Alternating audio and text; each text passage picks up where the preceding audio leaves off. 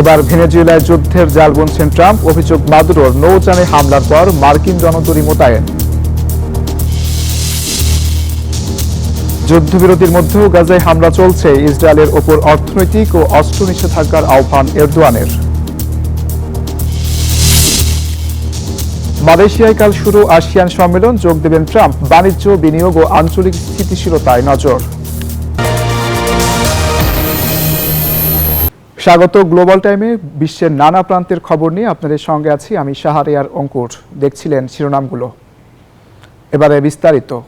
তবে কি লাতিন আমেরিকায় নতুন একটি যুদ্ধের জাল বুনে চলেছেন যুক্তরাষ্ট্রের প্রেসিডেন্ট ডোনাল্ড ট্রাম্প? দিন যত যাচ্ছে তেমন সন্দেহ দানা বাঁধছে একটু একটু করে।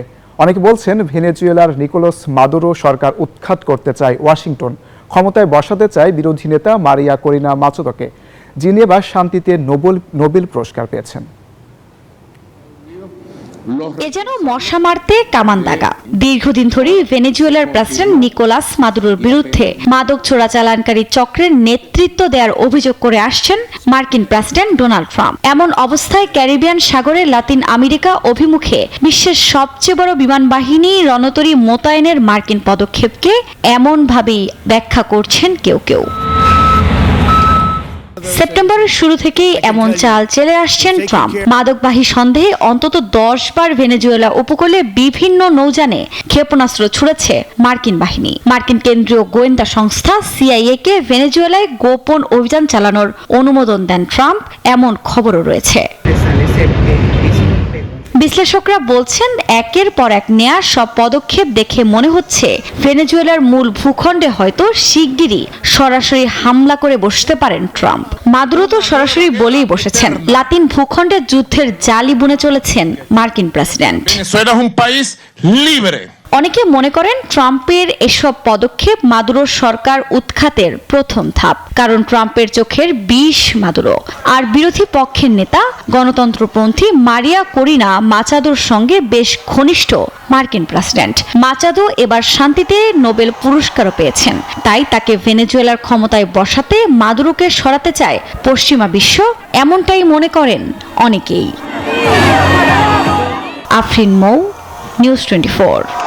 ভেনেজুয়েলা সরকারকে উৎখাত করার প্রচেষ্টার জল্পনা কল্পনার মধ্যে এই অঞ্চলে সামরিক উপস্থিতি আরও বাড়াচ্ছে যুক্তরাষ্ট্র। এরই অংশ হিসেবে একটি বিমানবাহী রণতরী স্ট্রাইক গ্রুপ পাঠাচ্ছে ওয়াশিংটন। রণতরী পাঠানোর ঘটনায় যুক্তরাষ্ট্র যুদ্ধ বাধাচ্ছে বলে অভিযোগ করেছেন ভেনেজুয়েলার প্রেসিডেন্ট নিকোলাস মাদুরো। তবে মার্কিন হামলার বৈধতা নিয়ে মার্কিন কংগ্রেসে চলছে তীব্র বিতর্ক। ভূমধ্য সাগর থেকে ভেনেজুয়েলার উপকূলের দিকে এগোচ্ছে এবার মার্কিন বিমানবাহী রণতরী। ক্যারিবীয় অঞ্চলে এরই মধ্যে 8টি যুদ্ধজাহাজ মোতায়েন করেছে যুক্তরাষ্ট্র। রয়েছে 6000 নাবিক ও মেরিন সেনা। এখন এ বহরে যুক্ত হচ্ছে ইউএসএস জেরার্ড আর ফোর্ট ও 5টি ডেস্ট্রয়ার। সঙ্গে যুক্ত হবে অতিরিক্ত 4500 কর্মী। রণতরীটি এখন ভূমধ্য সাগরে রয়েছে। কবে নাগাদ সেটি লাতিন আমেরিকায় পৌঁছাবে তা স্পষ্ট জানানো হয়নি। সাম্প্রতিক সময়ে যুক্তরাষ্ট্র ক্যারিবীয় অঞ্চলে সামরিক উপস্থিতি বাড়াচ্ছে। মাদক পাচারকারীদের লক্ষ্য করে দেশটি সেখানে যুদ্ধজাহাজ, একটি পারমাণবিক সাবমেরিন ও F-35 যুদ্ধ বিমান পাঠিয়েছে। এছাড়া অন্তত 10টি নৌকায় বিমান হামলা চালানো হয়েছে। শুক্রবারের এক হামলায় 6 জন নার্কো সন্ত্রাসী নিহত হয়েছে বলে জানিয়েছে হেক্সেট। এর মধ্যে মাদক পাচার রোধে ক্যারিবীয় অঞ্চলে সামরিক উপস্থিতি বৃদ্ধি করেছে যুক্তরাষ্ট্র। এর অংশ হিসেবে সেখানে মোতায়েন হয়েছে নিয়ন্ত্রিত ক্ষেপণাস্ত্র ধ্বংসকারী জাহাজ, F-35 যুদ্ধ বিমান, পরমাণু শক্তিচালিত সাবমেরিন ও কয়েক হাজার সেনা। আর একে ভেনেজুয়েলা প্রেসিডেন্ট নিকোলাস মাদুরো যুক্তরাষ্ট্রের বিরুদ্ধে যুদ্ধ জালিয়াতি করার অভিযোগ তুলেছেন। তিনি বলেন, বিশ্বের বৃহত্তম যুদ্ধজাহাজ মোতায়েন করে নতুন এক যুদ্ধ পরিকল্পনা চালাচ্ছেন তারা। বিশ্লেষকদের মতে এই ঘটনাকে ঘিরে লাতিন আমেরিকায় নতুন এক ভূ রাজনৈতিক উত্তেজনা তৈরি হতে পারে। চন্দ্রা, নিউজ 24। যুদ্ধবিরতির মধ্যেও গাজায় চলছে ইসরায়েলি আগ্রাসন। শুক্রবারও দখলদার বাহিনীর হামলায় নিহত হয়েছে 2 ফিলিস্তিনি। এখনও ইসরায়েলের কঠোর নিয়ন্ত্রণে আটকে আছে ত্রাণ, জ্বালানি ও ওষুধ সরবরাহ। এমন প্রেক্ষাপটে মানবিক সংকট আরও গভীর হচ্ছে। এদিকে মার্কিন পররাষ্ট্রমন্ত্রী মার্কো রুবিও বলেছেন, জাতিসংঘের ফিলিস্তিনি শরণার্থী সংস্থা গাজার ত্রাণ সরবরাহে কোনো ভূমিকা রাখতে পারবে না। যুদ্ধবিরতির মধ্যেও গাজায় থেমে নেই ইসরায়েলি আগ্রাসন। শুক্রবারও দখলদার বাহিনীর হামলায় প্রাণ হারান কয়েকজন ফিলিস্তিনির। এভাবে চলতে পারে না, সমানে হামলা চালাচ্ছে তারা, আতঙ্কে কাটছে সব সময়। আবার এখনো ইসরায়েলের কঠোর নিয়ন্ত্রণে আটকে আছে ত্রাণ, জ্বালানি ও ঔষধ সরবরাহ। এমন প্রেক্ষাপটে গাজাবাসীর মানবিক পরিস্থিতির কোনো উন্নতি হয়নি। ত্রাণ সংকটে অনাহারে দিন কাটাচ্ছেন লাখো ফিলিস্তিনি।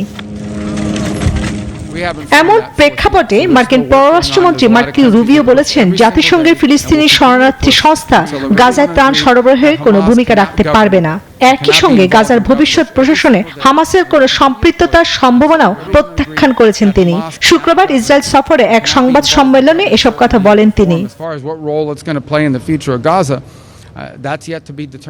এদিকে মিশরের রাজধানী কায়রোর বৈঠক শেষে যৌথ বিবৃতিতে ফিলিস্তিনি রাজনৈতিক দলগুলো জানিয়েছে তারা গাজায় যুদ্ধবিরতি কার্যকর রাখবে এবং প্রশাসন হস্তান্তর করবে একদল স্বাধীন টেকনোক্র্যাটদের হাতে। তাদের মতে এই পদক্ষেপ যুদ্ধ পরবর্তী পুনর্গঠন ও জাতীয় ঐক্যর পথে বাস্তবসম্মত অগ্রগতি।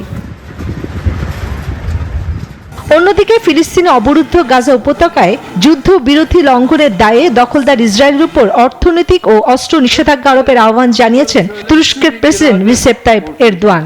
এছাড়া যুদ্ধবিরতি অক্ষুণ্ণ রাখতে তুরস্ক কাজ করছে বলে জানান প্রেসিডেন্ট। চন্দ্রানী চন্দ্রা, নিউজ 24। মালয়েশিয়ায় কাল পর্দা উঠছে 47তম আসিয়ান সম্মেলনের। 10 সদস্য দেশের শীর্ষ নেতাদের পাশাপাশি অংশ নেবেন মার্কিন প্রেসিডেন্ট ডোনাল্ড ট্রাম্প। উপস্থিত থাকবেন জাপান, ব্রাজিল এবং দক্ষিণ আফ্রিকার শীর্ষ নেতারাও। ধারণা করা হচ্ছে এবারের সামিটে গুরুত্ব পাবে বাণিজ্য, বিনিয়োগ, নিরাপত্তা ও আঞ্চলিক স্থিতিশীলতার মতো বিষয়গুলো। দক্ষিণ পূর্ব এশিয়ার বৃহত্তম কূটনৈতিক সমাবেশ আসিয়ান সম্মেলন আয়োজন ঘিরে মালয়েশিয়ায় এখন সাজ রব। নিরাপত্তার চাদরে ঢেকে ফেলা হয়েছে রাজধানী কুয়ালালামপুর। শহরটিতে সমবেত হচ্ছেন বিশ্ব নেতারা, থাকছেন যুক্তরাষ্ট্রের প্রেসিডেন্ট ডোনাল্ড ট্রাম্পও। 2018, 19 ও 20 সালে আসিয়ান সম্মেলন এড়িয়ে যাওয়ার পর এবার দ্বিতীয়বারের মতো এই আঞ্চলিক বৈঠকে যোগ দিয়েছেন তিনি। ট্রাম্প ছাড়াও সম্মেলনে আসিয়ানভুক্ত দেশগুলোর নেতাদের পাশাপাশি উপস্থিত থাকবেন জাপানের নয়া প্রধানমন্ত্রী সানায়ে তাকাইচি, ব্রাজিলের প্রেসিডেন্ট লুলা দি সিলভা এবং দক্ষিণ আফ্রিকার প্রেসিডেন্ট সিরিল রামাফোসা। এছাড়াও আসিয়ান প্লাস কাঠামোর আওতায় চীন, জাপান, দক্ষিণ কোরিয়া, ভারত, অস্ট্রেলিয়ার নেতারা অর্থনীতি, রাজনীতি ও নিরাপত্তা সংক্রান্ত আলোচনায় অংশ নেবেন। সম্মেলনে অর্থনৈতিক সহযোগিতা বৃদ্ধির পাশাপাশি মিয়ানমারের চলমান সংকট, দক্ষিণ চীন সাগরের সামুদ্রিক বিরোধ, সাইবার নিরাপত্তা ও আন্তঃদেশীয় অপরাধ মোকাবেলার মতো বিষয়গুলোর উপর গুরুত্ব আরোপ করা হতে পারে। বিশেষ নজর থাকতে পারে যুক্তরাষ্ট্র ও চীনের ভূ রাজনৈতিক প্রতিযোগিতার মাঝে আসিয়ান কিভাবে ঐক্য বজায় রাখতে পারে তার উপরও। এবারের সম্মেলনে আসিয়ানের 11তম সদস্য রাষ্ট্র হিসেবে আনুষ্ঠানিকভাবে গ্রহণ করা হবে পূর্ব তিমুরকে। এশিয়ার অন্যতম বৃহত্তম এই আঞ্চলিক শীর্ষ সম্মেলন চলবে 26 থেকে 28 অক্টোবর পর্যন্ত। আসমাতুলি, নিউজ 24। মালয়েশিয়ায় আসিয়ান সম্মেলনে অংশ নেওয়ার পর 5 দিনের এশিয়া সফরে জাপান ও দক্ষিণ কোরিয়ায় যাবেন যুক্তরাষ্ট্রের প্রেসিডেন্ট ডোনাল্ড ট্রাম্প। দক্ষিণ কোরিয়ার বুসানে চীনের প্রেসিডেন্ট শি জিনপিং এর সঙ্গেও বৈঠক করবেন তিনি। আগামী 30 অক্টোবর থেকে 1 নভেম্বর পর্যন্ত দেশটির গুয়াংজু শহরে অনুষ্ঠিত হবে 3 দিনের এশিয়া প্যাসিফিক কোঅপারেশন সামিট। সব ঠিক থাকলে সেখানেই দেখা হবে বিশ্বের সবচেয়ে শক্তিশালী অর্থনীতি দুই দেশের রাষ্ট্রপ্রধানের। বলা হচ্ছে বৈঠকের মূল লক্ষ্য দুদেশের বাণিজ্যিক টানাপোড়েন নিরসনের পথ খুঁজে বের করা।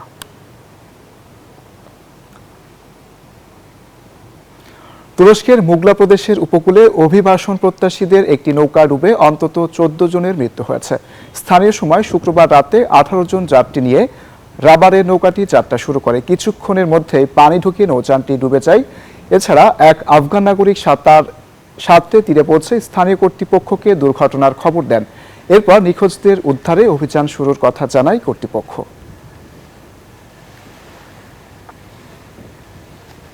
জাগুয়ার ল্যান্ড রোভারের JLR এর ওপর নজিরবিহীন সাইবার হামলার পর ব্রিটিশ কারখানাগুলোতে গাড়ি উৎপাদন নেমে এসেছে সর্বনিম্ন পর্যায়ে। গত সেপ্টেম্বরে উৎপাদন হয়েছে 73 বছরের মধ্যে সবচেয়ে কম। এমন অবস্থায় সব কম্পিউটার সিস্টেম বন্ধ রাখতে বাধ্য হয় জাগুয়ার। এরপর চলতি মাসের আগে গাড়ি উৎপাদনে যেতে পারেনি প্রতিষ্ঠানটি। জেএলআর যুক্তরাজ্যের সবচেয়ে বড় গাড়ি কোম্পানি।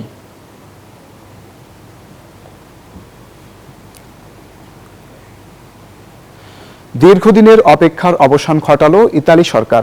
ফ্যামিলি ভিসা প্রক্রিয়ায় থাকা জটিলতা কাটাতে নতুন অধ্যাদেশ জারি করেছে দেশটি। নতুন আইনে বলা হয় 150 দিনের মধ্যেই ফ্যামিলি ভিসার অনুমতিপত্র ইস্যু করা বাধ্যতামূলক। এতে খুশি প্রবাসী বাংলাদেশিরা।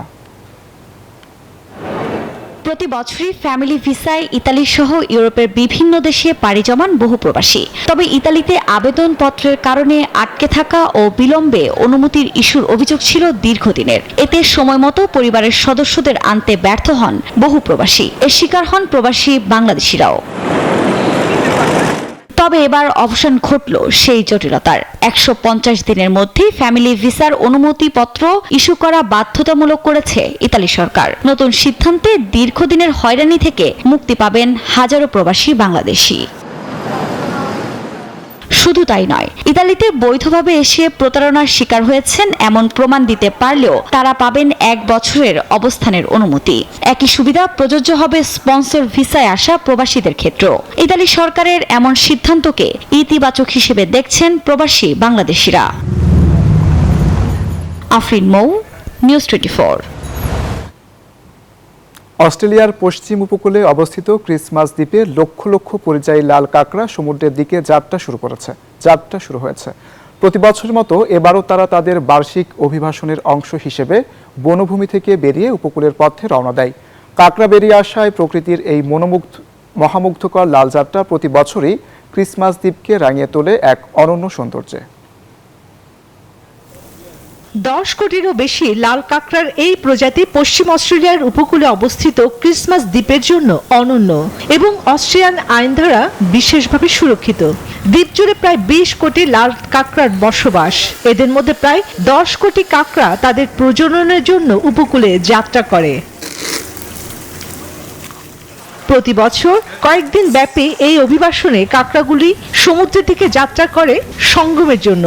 এরপর স্ত্রী কাঁকড়ারা ডিম পাড়ার উদ্দেশ্যে সমুদ্রের ধারে গর্তে আশ্রয় নেয় আর পুরুষ কাঁকড়ারা ফিরে যায় অভ্যন্তরীণ বনে। প্রতিটি স্ত্রী কাঁকড়ার প্রায় 1 লক্ষ পর্যন্ত ডিম দিতে পারে, যা পরবর্তীতে সমুদ্রে ফোটে।